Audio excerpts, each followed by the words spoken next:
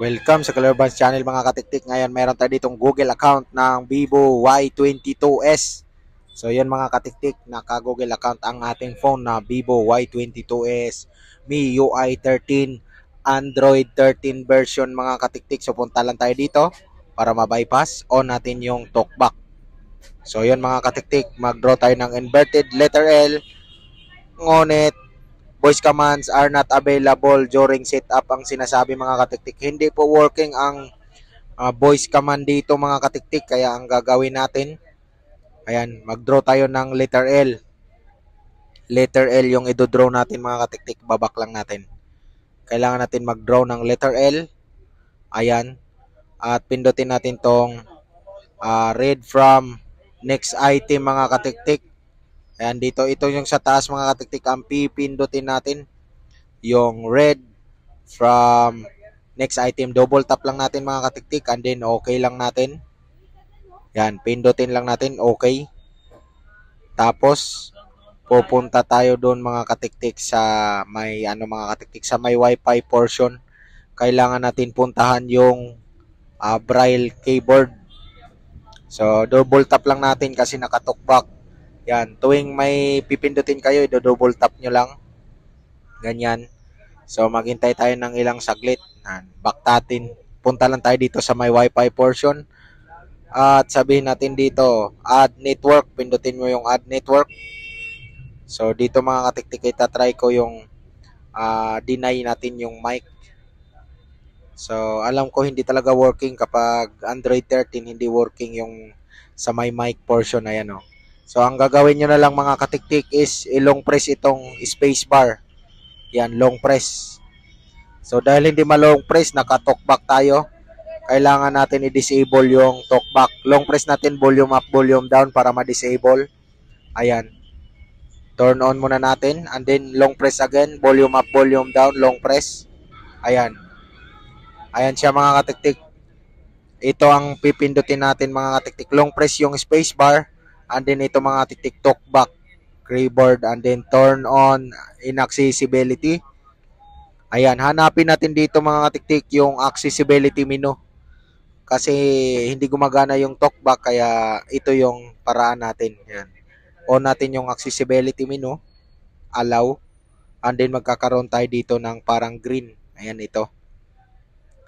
Pagkatapos yung mga katiktik, pwede na nating puntahan yung ayan, pindutin natin at sasabihin natin yun na open settings. Yan, nakapasok na tayo sa settings.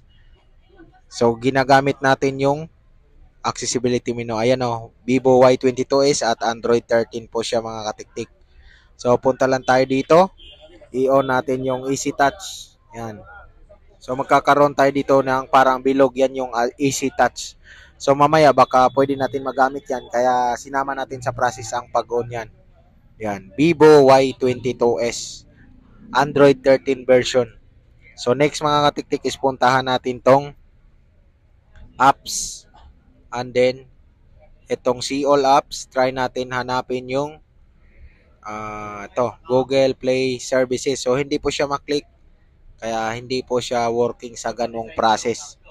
Ayan. So yung Google Play Services is hindi po ma-disable. So, ang gagawin natin mga katiktik is babalik tayo. Open settings. Yan. Yan ang sasabihin mo mga katiktik. And then, puntahan natin tong system. Ayan, system. And then, punta tayo dito sa phone clone. And then, agree lang natin. And then, pindutin mo yung new Android. Ito, Android. And then, got it. Allow.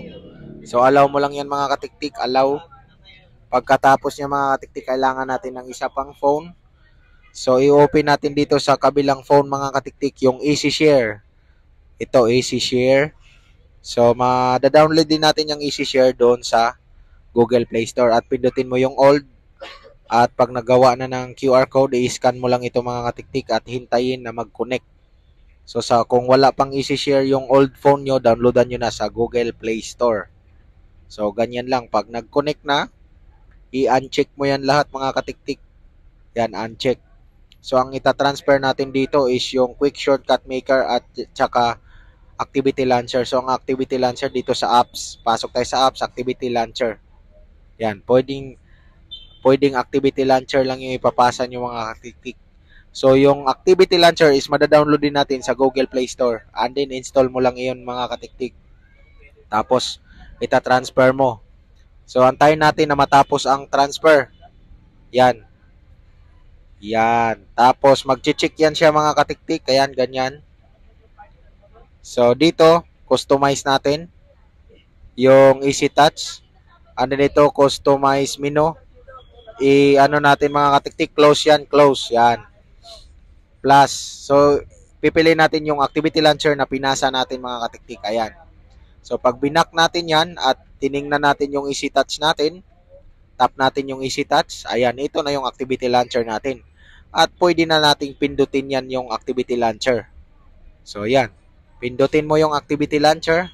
Yan. At okay mo lang ito at antayin mong matapos mag-loading mga katiktik. Yan, ilang seconds lang yan. Matatapos na din yung mag-loading. So, hanapin mo tong Android setup. Ito. Tap mo yung Android setup. Yan. So, pag ibaba mo lang mga katiktik at may makita ka dyan na walang icon na setting. Yan, ito. Ito yung walang icon. Ayan o. Wala siyang icon. So, madali lang tandaan yan o. Yung iba may mga icon. So, yun ang itatap natin. At i-next lang natin yan mga katiktik. Ayan, next, skip. Tapos, ito next natin mga katiktik. Huwag magkamali tayo ng pindot dito. Ni-next lang natin. And then, ito no cable. Yan, no cable. Tatap natin yung no cable. Yan, no cable. And then, copy without cable. Next natin. Yan. Tapos, maghintay lang tayo ng ilang seconds ulit. Ato next keyboard natin mga katiktik, ito sa baba, pipindutin natin yung baba, yung baba, yung baba, yung baba. Yan. Tapos itong Google account, use Google account, pindutin natin. And then pagdating dito, next lang natin. Next. So pag meron na dito mga katiktik, balik tayo dito sa old natin na phone. Hanapin natin dito yung Google. So ito, idadaan na natin, hindi na natin kailangan yan, is pahanapin na lang natin yung Google. Yan, ito. So, kung wala ka pang Google, download mo din sa Google Play Store. Yan, Google. Tap mo yung mic at sabihin mo dito, set up my device. Yan. At kusa po yung mag-open. I-get started mo. Next na lang. And then, magko-connect po yan kusa mga katiktik. Maghihintay ka lang mga katiktik na mag-connect. Merong lalabas dyan na pairing. Ayan. Next mo lang mga katiktik. Tapos, copy. So, kakapihin niya yung Google account dito sa luma mo na phone. Ika-copy niya dito sa iba-bypass mo. So, kung anong nakalagin doon, yun ang ika-copy niya. So, mas maganda mga katiktik kung isa lang yung Google account dito na nakalagin sa luma. Dahil pag marami, hihingin lahat yung password niya dito sa bago. Kaya dapat isa lang. Para pag nanghingi siya, isa lang yung hihingin niya na password. So, mag-a-appear yan dito mga katiktik kung anong email. Ayan. So, hiningi na niya yung password. I-enter lang natin yung password. Yung nilagay natin dito sa kabila. So, i-enter lang natin mga katiktik. Tapos, ini-next na natin kapag na-enter na natin ang ating passcode.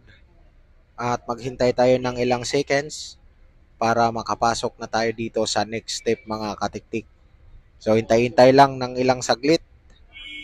Yan. Kailangan lang talaga natin magtiyaga sa paghintay. Medyo loading lang. Hindi ko na po ito pinuputol ang aking video. Ayan, don't copy yung pipindutin mo dito. Don't copy.